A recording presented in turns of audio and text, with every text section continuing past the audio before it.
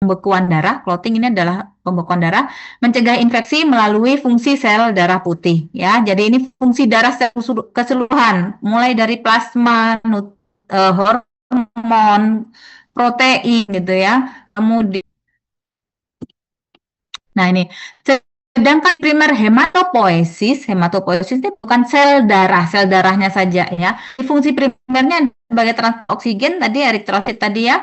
Kemudian sebagai hemostasis, hemostasis itu mempertahankan keseimbangan tubuh ya melalui fungsi trombosit atau platelets tadi. Kemudian sebagai fungsi pertahanan tubuh ya, sebagai sistem imun melalui fungsi sel darah putih. Nah, hematopoiesis terjadi di mana? Produsennya adalah di sumsum tulang dan limpa atau lien, ya. Tapi pada orang dewasa yang dominan adalah di sumsum tulang. Yang limpa atau lien hampir bisa dibilang stop berproduksi. Jadi limpa dan lien itu hanya membantu mensupport memproduksi sel darah ketika usia anak-anak, ya. Nah, di sumsum tulang ini kenapa bisa memproduksi itu? Karena di sumsum tulang punya stem cell atau mother cell ini ya. Stem cell itu sel yang paling murni, yang masih bisa berubah menjadi bentuk apapun. Makanya sekarang banyak terapi stem cell dikembangkan ya. Kenapa? Stem cell itu tadi bisa dibilang sel yang masih murni, sel ibu, sel induk gitu ya. Yang ketika dia mungkin akan berkembang menjadi apapun itu sel. Jadi kalau dia ditaruh misalkan di aliran darah, dia akan berkembang menjadi sel yang diperlukan di situ. Dan selnya sel yang normal tentu saja yang kita harapkan. Jadi harapannya adalah sel yang abnormal nanti terinduksi, terpengaruh gitu ya, dipengaruhi oleh stem cell sehingga berubah lagi aktivitasnya menjadi sel yang normal. Jadi stem cell ini sekarang menjadi tren penelitian klinis ya, karena di ini menjadi satu harapan bahwa salah satu contohnya adalah untuk terapi kanker juga ya stem cell ini. Diharapkan adalah ketika ditaruh stem cell di sekitar sel kanker itu tadi, sel kankernya kemudian akan bisa terinduksi, terpengaruh menjadi normal lagi aktivitasnya gitu. Nah ini ya, ini gambaran dari proses bagaimana dari stem cell kemudian berubah menjadi eritroblas, yang nanti eritroblas ini menjadi normoblas dan seterusnya menjadi eritrosit. Kemudian dari stem cell ini juga berubah menjadi myeloblas, di mana di sini akan berubah menjadi komponen-komponen sel darah putih, ada basofil, eosinofil, ya, ada neutrofil, ya, di sini. Kemudian stem cell juga bisa berubah menjadi monoblas. Jadi ini tergantung kebutuhan. Sinyalnya butuhnya apa nih? Ke eritrosit kah, ke leukosit kah gitu ya. Jadi ini menjadi monosit, limfoblas menjadi limfosit ya. Kemudian megakaryoblast menjadi platelets, menjadi trombosit. Jadi semuanya satu sumbernya dari stem cell atau sel induk. Dan ini yang kemudian proses ini terjadi semuanya di sumsum tulang, ya. Nah, ini proses yang lebih lengkapnya ya, bagaimana pembentukan platelets atau trombosit, pembentukan eritrosit ya, basofil, neutrofil, eosinofil ini pembentukan namanya prosesnya adalah granulopoiesis ya. Kemudian ini ada mast cell, sel mast ya, sel mast ini sel radang nanti ya. Ada juga ini yang membentuk makrofag tadi ya, yang monosit tadi, monosit atau monosit. Jadi dari monoblas menjadi monosit, menjadi makrofag dan ada dua jenis ya, ada myeloid dendritic cell atau sel dendritik myeloid. Nah, kemudian ada pembentukan juga di sini di sumsum tulang itu ada pembentukan limfoid dari limfoblas ini, di mana ini menjadi NK cell, natural killer cell, di mana ini yang kemudian NK cell ini nanti yang membunuh atau yang memusnahkan sel-sel kanker. Biasanya NK cell ini natural killer cell, ya, jadi sel pembunuh alami gitu ya dari dalam tubuh kita. Kemudian ada dirubah lagi menjadi limfosit yang lain, yaitu selain NK cell tadi menjadi T limfosit atau limfosit T, dan juga menjadi sel plasma atau limfosit beta limfosit ya. Jadi nanti silakan teman-teman kalau ini boleh dieksplorasi lagi, boleh dari gambar ini, boleh dari sumber yang lain silakan ya. Jadi prinsipnya seperti itu. Di mana siklusnya tadi? Oh ya, siklusnya tadi ada kayak ini, 120 hari. Oh ini ada di sini. 120 hari ya untuk eritrosit. Jadi eritrosit itu yang paling lama ya siklusnya 120 hari. Berarti berapa bulan itu? 4 bulan ya. Ya, nah ini sel darah merah bahan-bahan pembentuknya adalah vitamin B12, asam folat, ya, zat besi dan juga koper. Ya, jadi nutriennya butuh itu. Dan ada katalisnya istilahnya ya, apa namanya? Kompornya, apa alat memasaknya yaitu bahan tambahan gitu ya, hormon eritropoietin. Nah, di mana hormon eritropoietin ini diproduksi di ginjal. Ya, sehingga tadi balik lagi kalau ginjalnya rusak, maka hormon eritropoietinnya bisa berkurang jauh. Sehingga kalau berkurang hormon eritropoietinnya meskipun bahan-bahan sel darah merah ini ada, maka tidak bisa memproduksi sel darah merah. Sehingga apa? HB-nya biasanya pada pasien gangguan ginjal HB-nya juga drop. Ya, bukan karena ginjalnya merusak HB, bukan, tapi ginjalnya tidak mampu memproduksi hormon eritropoietin, di mana kemudian ini yang mengganggu produksi sel darah merah. Sehingga kalau sel darah merah itu tidak ada, maka tidak ada HB. Ya. Nah ini ya, jadi hemoglobin adalah bagian dari sel darah merah. Jadi eritrosit berkurang, ya HB akan berkurang. Ya. Ya, ini ya normalnya segini, kadar hemoglobin yang rendah menunjukkan kondisi anemi ya. Ini kandungan normalnya. Jadi pada laki-laki sekali lagi eritrositnya lebih banyak sehingga HB-nya menjadi lebih banyak ya. Nah, tadi hematokrit sudah ya disebut juga dalam bahasa Inggrisnya tadi kalau saya bilang HCT singkatannya dari hematokrit ini, kalau dalam bahasa Inggrisnya disingkatnya PCV, packed cell volume ya.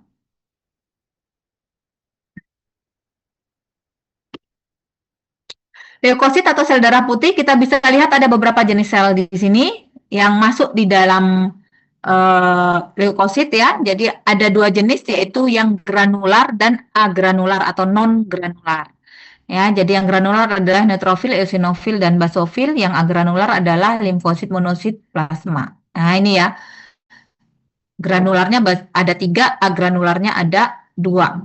Ya, ini semua bagian dari leukosit atau sel darah putih. Kadang nanti kalau pemeriksaan lab, nah ini ya, biasanya ada WBC-nya berapa? WBC itu white blood cell total, berarti nanti ada juga yang dirinci. Limfositnya berapa? Limfosit, monosit, basofil, neutrofil, eosinofil berapa? Ya. Nah, ini biasanya kemudian juga akan diperiksa misalkan kalau kita curiga kanker tadi biasanya NK selnya ini jauh berkurang di bawah normal ya. Nah, ini platelet trombosit ya ini ya yang berfungsi di dalam pembekuan darah. Platelet sini atau trombosit ini bentuknya kecil tidak berwarna. Jadi kan nanti kalau ditransfusi trombosit biasanya cairannya agak berwarna kekuningan gitu ya. Transparan kekuningan ya. Jadi sebenarnya tidak berwarna, mempunyai siklus hidup 7 sampai 10 hari. Jadi ini lebih cepat ya, jauh lebih cepat dibentuk daripada si eritrosit. Ya, punya 3 fungsi utama yaitu mengurangi ukuran kerusakan pembuluh darah. Jadi kalau robek, dia akan segera menuju ke pembuluh darah yang robek itu untuk menutup sebagian ya, mengurangi ukuran kerusakannya sehingga perdarahannya berkurang. Kemudian setelah tertutup, dia mulai membentuk blokade yang kedua ini atau bendungan di pembuluh darah sehingga perdarahan benar-benar berhenti ya. Kemudian yang ketiga baru memulai proses pembekuan darah melalui molekul di permukaan trombosit.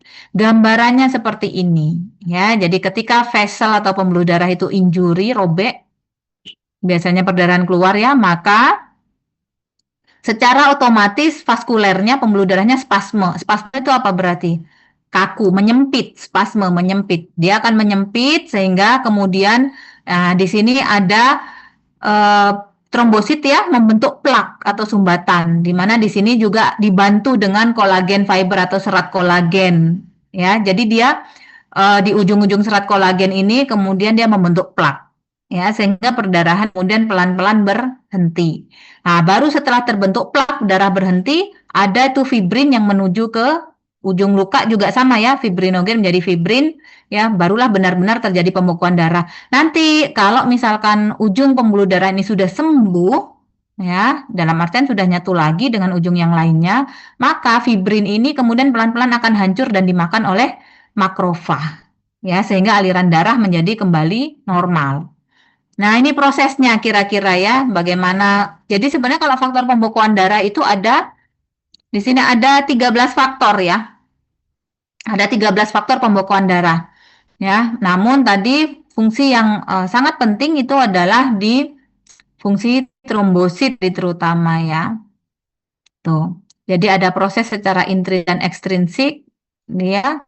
Bagaimana perubahan di sini juga ada peran kalsium untuk menghentikan perdarahan ya.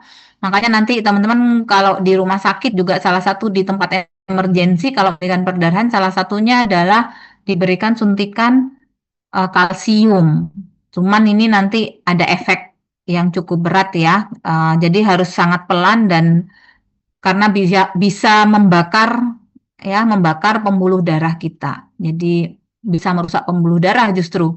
Jadi kalau dengan kalsium ditambahkan kalsium dari luar, kalau terlalu cepat kalsium itu bisa mengikis pembuluh darah sehingga bekasnya seperti luka bakar. Ya. Nah, ini nilai-nilai normalnya untuk faktor pembekuan darah, clotting factor, ya, bagian trombosit nilainya sekian. Nah, ini tadi yang saya bilang ya, ada 150.000 atau 150 kali 10 pangkat 3 sampai dengan 400. Di sini ada yang sampai 350 ya. Kemudian ada PT atau prothrombin time. Nah, ini kalau mau operasi biasanya yang dipertimbangkan PT dan APTT ya.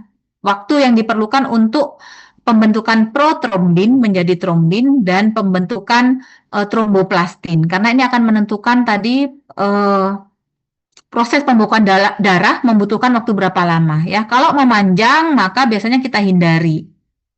Ya, biasanya kita tunda ya kalau sangat memanjang karena khawatirnya kan kalau operasi itu kan jelas memotong ya, menyayat bagian tubuh tertentu sehingga pembuluh darahnya pasti terputus. Nah, kalau PT dan APTT-nya memanjang, maka proses pembekuan darah akan sangat lama dan berarti perdarahannya jauh lebih banyak. Ya. Oke, saya sisipkan tentang golongan darah di sini ya. Jadi kalau belajar bukan sebenarnya ini bukan bagian dari hematologi secara khusus ya, tapi ini penting untuk perawat biar apa? Tidak salah ketika memberikan transfusi. Lebih berhati-hati ketika memberikan transfusi. Karena tadi kalau kita paham tentang apa itu golongan darah, kita akan sangat berhati-hati. Karena apa? Salah pemberian transfusi sesedikit apapun bisa fatal akibatnya untuk pasien. Ya, jadi nih golongan darah itu sifatnya genetik, diturunkan dari orang tua. Jadi mungkin golongan darahnya kalau bukan kombinasi dari kedua orang tua maka bukan anaknya harus gitu ya. Jadi secara genetik dari orang tua merupakan kombinasi dari golongan darah orang tua. Ya. Nah, yang menjadi penentu golongan darah adalah kandungan antigen yang disebut yang ada 3 jenis yaitu bukan bukan ada 3 jenis, antigennya ada 2, antigen A, antigen B. Kalau yang O itu berarti tidak punya antigen. Ya. Jadi sebenarnya golongan darah itu ditentukan dari antigen yaitu sistem ABO. Antigen A, antigen B atau O itu berarti tidak punya antigen ya. Kemudian satu lagi golongan darah itu juga bergantung pada resus. Ya, jadi nggak cuma ABO, resus pun harus dipertimbangkan karena sama kalau salah resus juga sangat fatal akibatnya ya. Jadi resus ini apa? Antigen lain selain dari ABO tadi. Nah, ini kuncinya dari golongan darah, bahwa kalau seseorang disebut golongan darah A, maka dia berarti punya antigen jenis A, antigen A. Kalau seseorang golongan darah B, maka antigennya dia adalah B. Seseorang punya golongan darah AB, berarti dia punya antigen dua-duanya. Ya, jadi ini sebenarnya kuncinya yang perlu diingat. Jadi, kalau seseorang punya antigen A, maka jelas dia tidak mungkin antibodinya A. Antibodinya pasti B. Kalau dia antibodinya A, apa yang terjadi? Antigen terjadi ikatan antigen antibodi, cocok ya. Antigen A, antibodinya A. Cocok, akan terjadi ikatan. Kalau terjadi ikatan apa maksudnya? Maka kalau di dalam darah akan terjadi aglutinasi namanya. Akan terjadi reaksi pengentalan darah atau pembekuan. Pengentalan tepatnya ya. Jadi akan menggumpal darahnya gitu ya. Maka ini yang kemudian nanti menyebabkan efek yang fatal. Karena setelah penggumpalan, maka kemudian akan terjadi penguraian. Penguraiannya dalam bentuk kasar, sehingga ketika terjadi penguraian ini, eh, hasil uraiannya tadi, hasil pemecahannya bisa mendarat di mana saja, di pembuluh darah manapun, ya, sehingga bisa menyumbat dimanapun. Kalau itu di pembuluh darah jantung, ya bisa mengakibatkan serangan jantung. Kalau itu nyangkutnya di pembuluh darah di otak, maka akan mirip seperti serangan stroke, ya. Jadi akan terjadi gangguan fungsi otak, ya. Jadi, nah ini akan mendarat di mana masalahnya? Nah itu, ya. Oleh karena itu, seseorang yang punya tipe darah golongan darah A, maka antigennya A, antibodinya jelas B. Kebalikannya, nggak mungkin antibodi yang sama tadi ya. Kalau golongan darah B, maka antigennya B, antibodinya A. Kalau dia punya dua-duanya antigennya seperti golongan darah AB, maka dia tidak punya antigen sama sekali. Inilah kenapa golongan darah AB disebut resipien universal. Bisa menerima dari golongan darah apapun, kan katanya gitu ya. Meskipun sekarang ini sudah nggak berlaku ya. Kita hindari kecuali sangat-sangat-sangat terbatas, nggak ada lagi golongan darah yang cocok, ya. Benar-benar sudah diusahakan nggak bisa, baru kemudian eh, sebenarnya sekarang nggak bisa dibilang resipien universal dulu ya kayak begitu. Cuman ternyata AB ini bukan resipien universal juga, dia nggak bisa menerima, justru dia tidak bisa menerima transfusi darah dari golongan O. Kenapa? Karena tadi ya antigennya kan A dan B. O itu punya antibody, sorry. O itu justru punya antibody A dan B, tapi tidak punya antigen. Ya, tapi dia justru punya dua-duanya antibodinya. Maka dia justru bisa bereaksi dengan golongan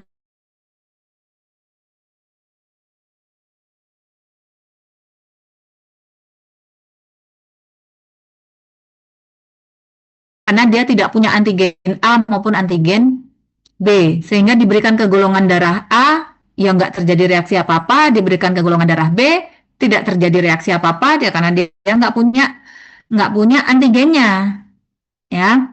Tapi hati-hati, dia nggak punya antigen, dia diberikan ke golongan darah AB, oke, tapi hati-hati tadi ya yang masalah resipien universal, karena dia punya O ke AB nggak bisa ya, karena antibodinya O itu antibodi A dan B. Kita lihat bahwa justru antigennya ada di golongan darah A dan B.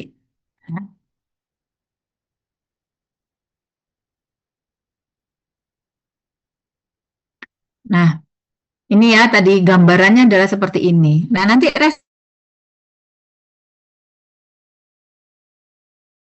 tadi. Jadi kalau seseorang dengan resus positif berarti dia punya antigen tambahan yang disebut resus. Sehingga apa? Kalau dia punya antigen resus, maka dia harusnya tidak punya antibodi resus. Ya, sebaliknya yang negatif ini ya dia tidak punya antigennya, tapi ada kemungkinan dia punya antibodi resus. Maka jangan sampai tertukar. Ya, jadi resus juga harus cocok ya antara pendonor dengan yang menerima donor.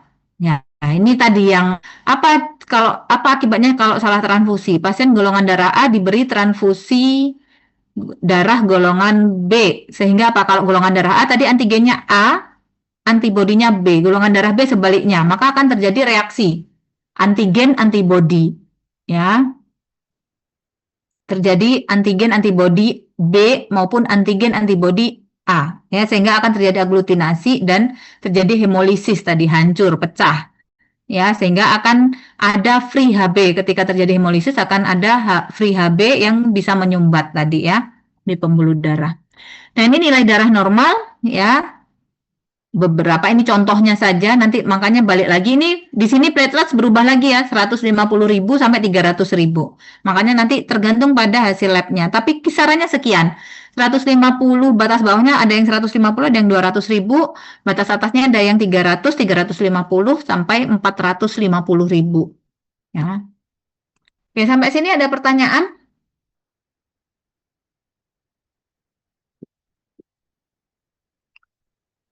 Nggak ada, kita lanjut ya ke sistem pernafasan. Oh,